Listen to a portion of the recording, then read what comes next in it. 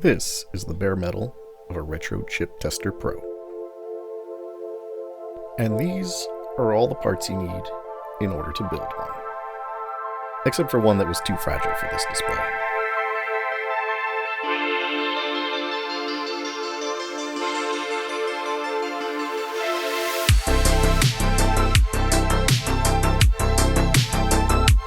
Hey, Editing Tom here. I wanted to start out by apologizing for taking so long to get out a new video.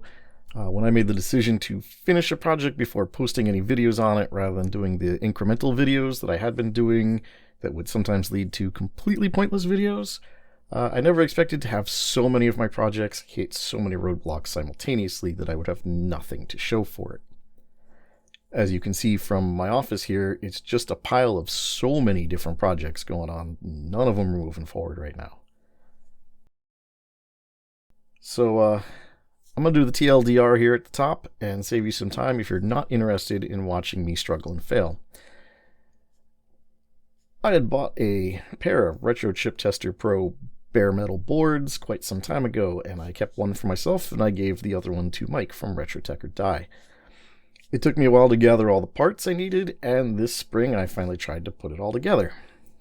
This was a bit more than I could actually handle, as my SMD soldering skills aren't really that good. I damaged the board and probably at least one of the ATmega 2560 chips along the way. I never did get it working, so if you want to see the story of my troubles, stay tuned. But if, like a Meg-based episode of Family Guy, you want to watch something else, I don't blame you at all. Now, on to the story of what almost was.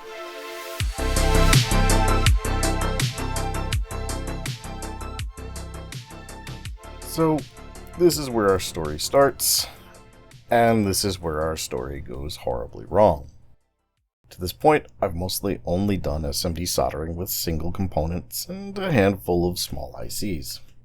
I've never really done anything with this many pins before, and as you can see, I am ill-equipped to do so. I thought I'd just be able to drag solder and clean up anything that was left over, but that didn't really go according to plan.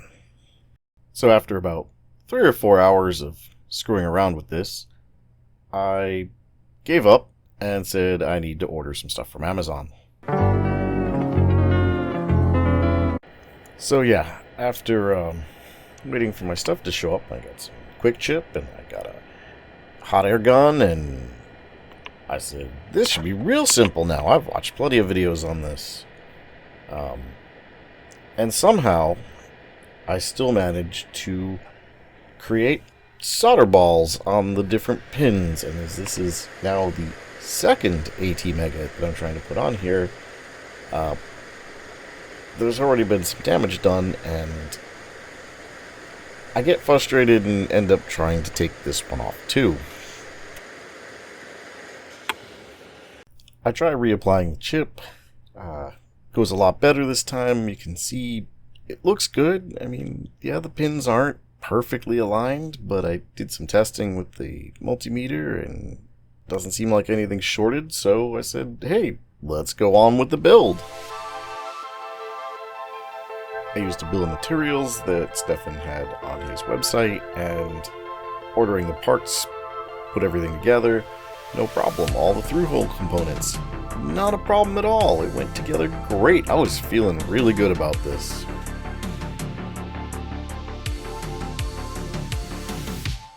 We're not going to use our SD card just yet.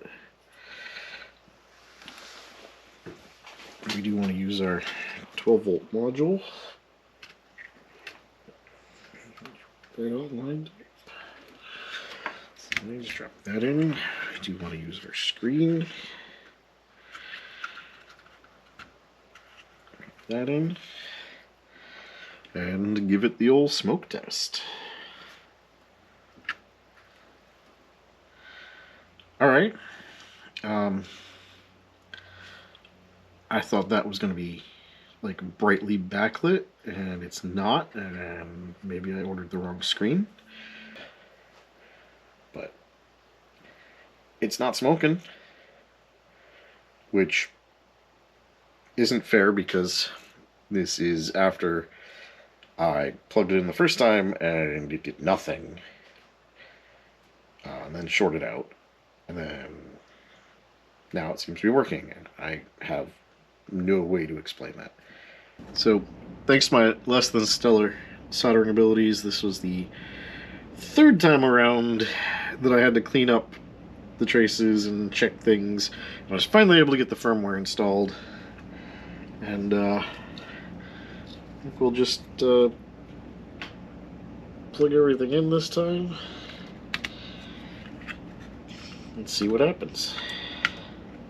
So worst is gonna happen. I'm gonna blow up my thing and have to order another one. Where's our power? Nope, wrong thing. This one. Best case scenario, it boots right up. Worst case scenario, everything smokes.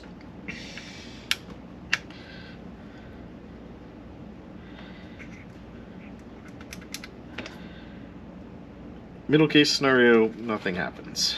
So at this point, I'm at a loss, and I decide that it's time to check the troubleshooting guide.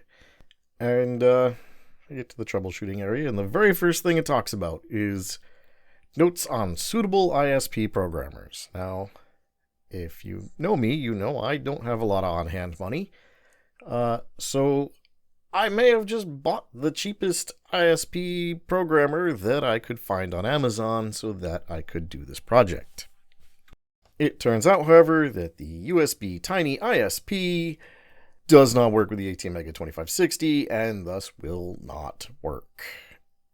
Apparently, it can only flash half the ROM, and even then, it can't set things properly. It's just not meant to work with the 2560, even though it says it does.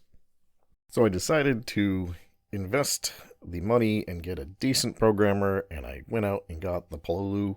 But despite the fact that AVR Dude says everything's flashed, everything's verified, everything looks right, and it may be on the chip, I still get these errors, and this is as far as I've gotten. I do not know how to troubleshoot this any further. I've tried to trace lines. I have tried to repair things. I am absolutely at a loss for what to do at this point. I just don't know how else to troubleshoot this further. And I think I'm going to have to give up here.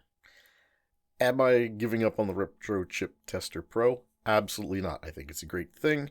And I will definitely go out and buy a board with the chip already on it, even though it will be significantly more money. It means I'm going to have to wait a little while till I have some more cash in my pocket before I can do it. But I still have spares of all of these parts, or almost all of these parts. And what I don't have spares of, I can desolder from this board and reuse on a new one. So I will be building a new Retro Chip Tester Pro when I have the money to do so. So be on the lookout for that. We'll call that part 2, but it probably won't be till sometime in the fall. I want to be absolutely clear with this. This was my fault. This was just me getting over ambitious with my SMD soldering skills that I don't actually have. And if you've made it this far, thanks for watching, and I really appreciate it.